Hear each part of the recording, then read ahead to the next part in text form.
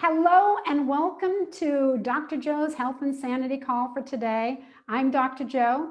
For those of you who don't know me, I help busy people stay healthy, sane, and productive, something we need a lot of right now. And typically I'm a professional speaker out there on the road, but it seems like all my speaking engagements have gotten canceled through this pandemic. So I'm taking to the airwaves to share with you not only my expertise, but the expertise of my guests. And so every day we have a little bit of different topic. And frankly, I'm learning just as much as you. So keep those emails coming in and letting me know how you're doing. And remember, there's a chat box down below. I'm monitoring that. So if you have any questions for our guest today or make any comments to me, put them in the chat box so let's get started. So our guest today is Wendy Turner-Larsen. She's been worked in the mental health arena for almost 20 years. She doesn't have just one master's degree or two master's degrees. This gal has 3 master's degrees if one was not enough. So she's a psychologist, a certified hypnotherapist, a leadership brain coach, professional speaker. She designs workshops and of course facilitates them. This gal does so much. Wendy is here today to help us to prioritize what we need to do to stay healthy and sane. So she called it her just 3 things. She's going to make it really simple for us. So welcome, Wendy.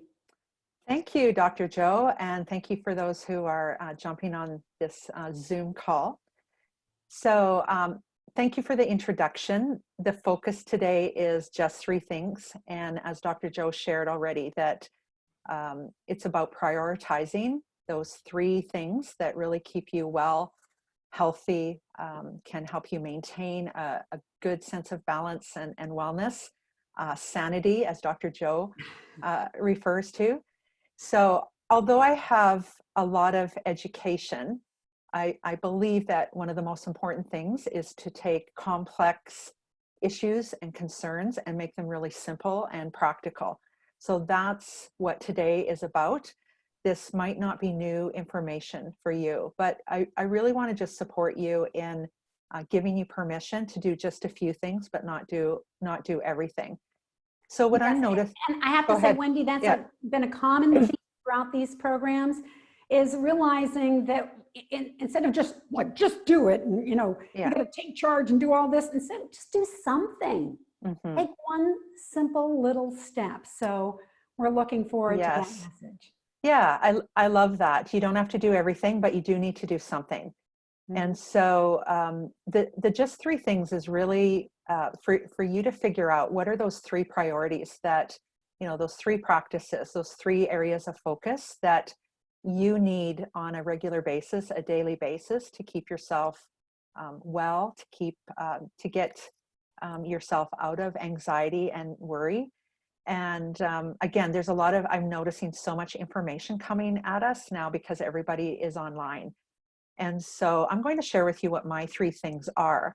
But as you think about what are those 3 areas of wellness that really support you, the way to kind of figure that out is if you were to stop those, would you quickly move into, not feeling well psychologically or mentally? And I really think all of us are connected. Our psychological and mental wellness also impacts our physical wellness, our spiritual wellness. So if you do something in any one of those areas, it could be a spiritual practice, it could be physical exercise, which is really important, of course, movement. It could be a gratitude practice. So it just needs to be 3 things. So what I'm noticing right now with people is actually some people are doing quite well and they're feeling guilty about it. They're at home, they have time. Maybe their kids are a little bit older and a little bit more independent. And then there's that middle group that maybe is a little bit more up and down. I would say I'm somewhere in between the first group and the middle group, where some days I'm really irritable, some moments I'm really irritable, and the next moment I'm happy. So just noticing where you're at. And when you Wendy, I think that's a good point, and thank you very much for admitting that you work in the mental health field, and some days you just need a little bit more boost than other days. Yeah, I mean, we are all human. And I think that that's one of the gifts at this time, is to really notice our humanity and really allow for that with much more self-compassion. So the idea of three priorities, it is really a self-care act, is a self-compassionate act. One of the reasons I think we need to focus on three things is because of the way our brain is. We really can only hold three priorities at a time. When someone's doing a webinar, if they have more than three things, after three, I might forget all of it. So just thinking about what's important to you, what keeps you well and happy, and also recognizing that although you might continue to do those, you might not be feeling calm all the time like you used to. So again, I think that awareness of that of our humanity, that there's a lot going on. There's a lot going on collectively. And so my three things have to do with taking care of my brain. And I'll talk a little bit more about how I do that. And that's really based in neuroscience and psychology, but you don't need to have a degree in that. It can be really simple. The second thing for me is sleep, getting enough sleep. And what I know about sleep is that is when our body's recovering. Actually, our neurotransmitters like serotonin and oxytocin, endorphins are being replenished at that time.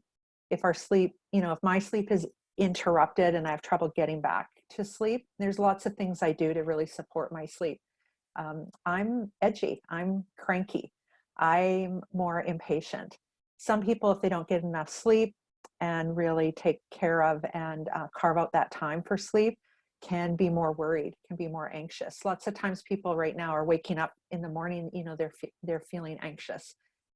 So I really guard my sleep, and that really comes from my own personal struggle with chronic fatigue syndrome, depression, and anxiety. And some of what I studied was because of what I found helped me in those areas. The second thing that's really important to me is time management. So I can be busy for short spurts. If I'm busy for really long periods of time, again, my brain doesn't like it. I'll get edgy. I might be more anxious. I might have a harder time getting to sleep. My brain might be busier. So that's really that whole area of listening to yourself and what you need. If you're tired, pause. If you're feeling irritable or anxious or worried, pause. And it really has to do with boundaries. And what I'm noticing right now, our whole life has shifted and our boundaries are shifting also. So part of that is communicating with the people in your household what you might need. Might you need a break?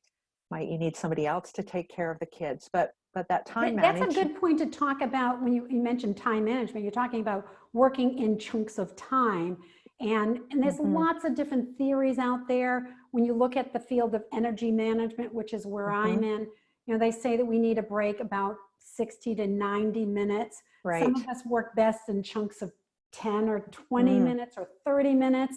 What have you found works for you normally, and maybe it's different this time? I think your point about what the science supports is that 60 to 90 minutes of real focused work and then a break is important. And I think what people are noticing is their own rhythm working from home might be very different than when they went to work. They went to a physical place. They started at 8 or 9, took breaks with everybody else at the same time. So now you have a little bit more control over that. And I was just talking to a group of women yesterday and just talking about how they aren't really scheduled people. And so how to work with their own rhythm of energy, which you talked about, and experiment with that. I'm experimenting with that. If I don't have a regular morning practice, I have one thing that I do, but my brain starts to think about my day. So I need to get my cup of coffee or my smoothie, and then I need to think about my day and plan. If I try to do a meditation during that time, my brain is saying no. So that's one of the things that I'm really noticing working from home full time, not being on the road like you or being out with clients, is what is my rhythm? And it's a bit of an experiment to figure out what works. We had on the call a gal named Neely. Her name is Jennifer Neely. And she talked about her morning rituals and how she probably spent the first hour of her day in quiet time, meditation, journaling, gratitudes, all that kind of stuff. And maybe there were some people on the other end saying, now, first of all, that works for her. Good for her. I love Neely. I've known her for about a dozen years, and I know it works for her. But maybe there were some other people on the call saying, an hour? Oh my gosh, I'd be freaking out. So it's great to hear, see, your rhythm is different. Right. If you were to spend that time, you would feel that you're not getting the right things done, perhaps? Is that how you would feel if you were to spend an hour in quiet time instead of planning? Yeah. So I find I can do that sometimes, but it's if my day is already planned out and I really don't need to think about it. But if I'm thinking about my day, it's a struggle between meditating and planning. And actually, that's a really good point. This really speaks to the brain health exercises that I do. So my three focus: sleep, time management, and the third is brain health, which has to do with nutrition. So limiting, some of the foods that we know that aren't great for us. And because my brain will get foggy if I'm eating too much sugar, white flour, that sort of thing. So I have a long practice with that. I was greatly overweight for a number of years, and that really helped me, shift to, proper brain nutrition. But the brain health piece, the thing that I do three things every day that supports my brain health. And it really just has to do with what I'm focusing on and what I'm thinking about. So what I do every morning before I get out of bed is I reflect on and think about how I want to feel today. And for years it was peace, because I'm kind of a busy person and I can be, really intense. So now what I'm focusing on is happiness. And the science shows us that it isn't our circumstances that create happiness for us. It's what we focus on and how we can really shift our thoughts to what is good. So first thing in the morning, I think about that feeling, and then I imagine something that makes me feel happy, like your background show. So I will visualize that. I'm a hypnotherapist, so I've practiced visualization for a really long time, but anyone can actually do this. And I take a few moments and just, think about that scene. What does it feel like? What does it look like? Heighten all the senses. And then I just practice sort of breathing in that feeling of happiness. So what's important about this is the feeling that changes your brain. It creates new neural pathways. Right now we can be in fight or flight. It calms our nervous system. And so I focus on that one feeling, and it might be the same feeling for weeks and months. And then throughout my day, I think about that feeling again, and I just pause and feel it. And so it sounds very simple, but what we've known for years that we learned in kindergarten, like be nice to people, be polite, say thank you, have gratitude, actually has a huge impact on our brain. Then the last thing I do at the end of the day, that's the time when I can be more reflective. That's the time I finish my day, I can calm down, but every night I think about what was good about my day. And I remember when I started practicing this, I could think about three things. It was only good if I won money in a lottery ticket, or I lost weight, or, I won a prize somewhere. So what I noticed with that is as I started to look for the good, more good showed up. So the simple things like someone smiled at you, the laughter of a child, watching a palm tree, like, in your background. And I find that I don't just list it off, I sort of savor the memory. And it really centers me. And what's interesting is then I fall asleep thinking about the good.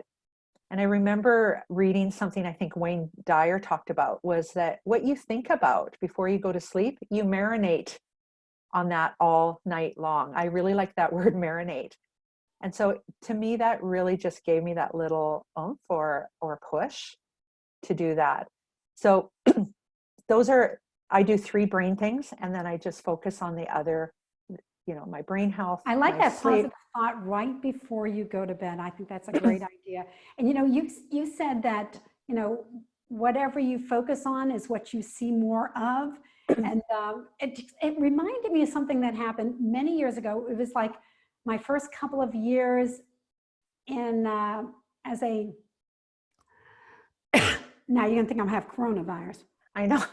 That's the other thing, right? Every time we cough. Yeah. I know. But it was early on in my career, and I remember I was in a new job, and my manager was having a meeting with all of us, and she kept on saying, it behooves us, and therefore it behooves us, and it behooves us. And for some reason, I never heard of the word behooves. And it could be because I grew up in New England and then in upstate New York, and here I was down in Texas. It could have been a regional thing. We just didn't use the word behooves. I don't know. So anyway, this was back before the internet. And so I remember, I remembered that word. When I got home, I looked it up in the dictionary, found out what it meant. And I thought, oh, that's interesting. I wonder why I've never heard that. It must be a regional thing or whatever, or it's just the way she talks. And once I looked up that word, I noticed, oh my gosh, everybody, it's in the newspaper, it was on the news, it was in the TV shows. People were using it. It was like you said, once you notice it, then you notice more of it. So anyway, that always stuck with me, that it's true. Once you know something, there's just more of it out there. Good example. You know, some of these brain techniques, those 3 things a day, a lot of my clients use that. And what they've noticed is more motivation, not just a sense of calm, but they can get themselves to a sense of calm and peace throughout the day, more motivation, more confidence, more energy. And, you know, my background is in psychology. And, you know, in my early career in psychology, I hated the idea of affirmations. I thought that was so superficial and ineffective. So I wasn't a believer in this, but as I started to read the science and I started to see the change in my own life, and one of the things I notice is that when I am getting into negativity and going down that spiral, I can more quickly get myself out of it. And there's so many more things you can do, avoiding complaining. So those are my tips. Here right now, get in the chat box and tell me, share with us, what are your 3 things? You know, Wendy, you and I were talking about that earlier. I would say for me, definitely the sleep. If I don't get enough good quality sleep, ain't nobody happy in my house. That's just the way it is. You know, and secondly, I have to move every day. But I'm realistic about what that is. Sometimes it's going to a tap class. Sometimes I'm running. Sometimes I'm doing a slow walk or working out in the yard. It doesn't have to mean that I go to the gym. And then thirdly, kind of like Dawn mentioned, she has to have her meals on schedule. That is it for me.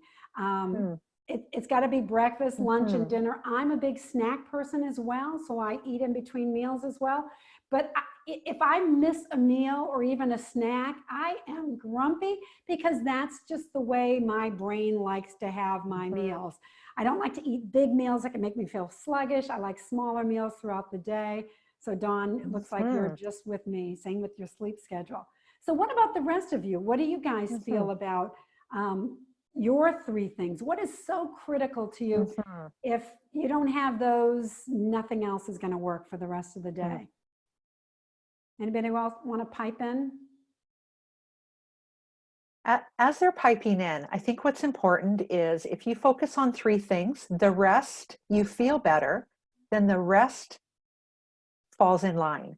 So exercise is not my top 3 things, but I still exercise. Right. I'll still walk, I'll still stretch. There's lots, you know, yoga is not my thing. Meditation for an hour, half an hour is not my thing, but I still do it, not every day. Right. But so that's what's really powerful about this. Yeah. Are you familiar with Gary Keller's book, The One Thing? No. Well, it was a bestseller. It might still be on the bestseller list, but Gary Keller of Keller Realty, he writes this, and I remember his question that he asks in the beginning. It is, what is the one thing that you could do such that by doing it, everything else becomes easier or unnecessary.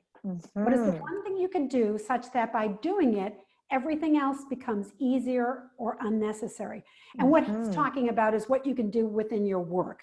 For example, if I did more live presentations, I'm guessing it would automatically help to market me as a professional speaker, right? So doing that one thing could help me with lots of different areas for people to get to know me, for other people to reach out to me. That's what he's talking about. But you're talking about something different in terms of your whole life, and I like it. So just the 3 things.